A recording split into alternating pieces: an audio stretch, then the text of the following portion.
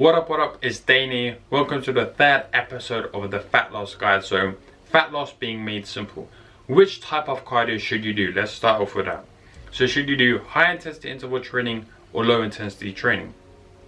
High intensity is going to burn more fat after, then low intensity is going to burn less fat after. However, when you do high intensity, you're going to burn less fat during, and low intensity, you're going to burn more fat during. Here's why. If you do sprints, for example, after you've done a sprint, you're going to be doing this.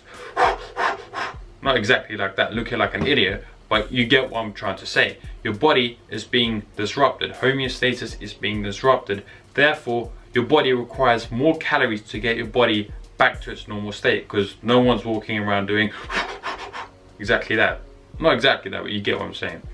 Now, low intensity training, you're not going to be breathing out of your ass when you get off that stepper or treadmill, whichever equipment, right? You're not going to be doing, you might be slowly recovering, so less calories are being burned after. Now, one thing I have to say as well is that your body will become more efficient. So what I mean by this is exactly this.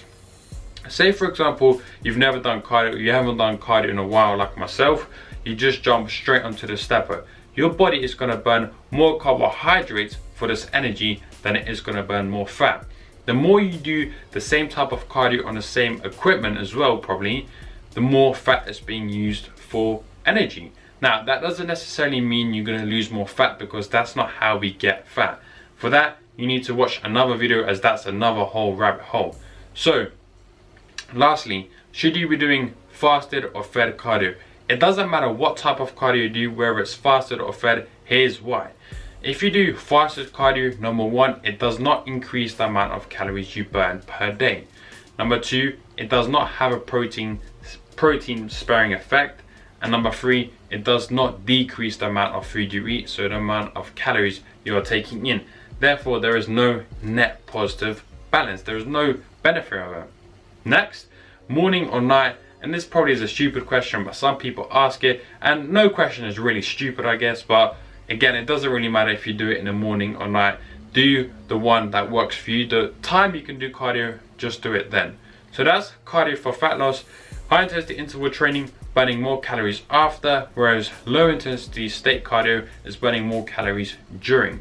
What it really comes down to is how many calories you are burning per session. And let me tell you now, most people do not burn as many calories during their high intensity interval training as they may think, because you have to work your ass off.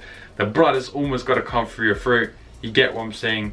Most cases, I recommend doing the low intensity state, as that also doesn't affect your recovery as much depending on what equipment you use as well. So that's that. That's cardio for fat loss being made simple, unlike my usual stuff. To watch the last video on measuring your progress, click this video on the screen now.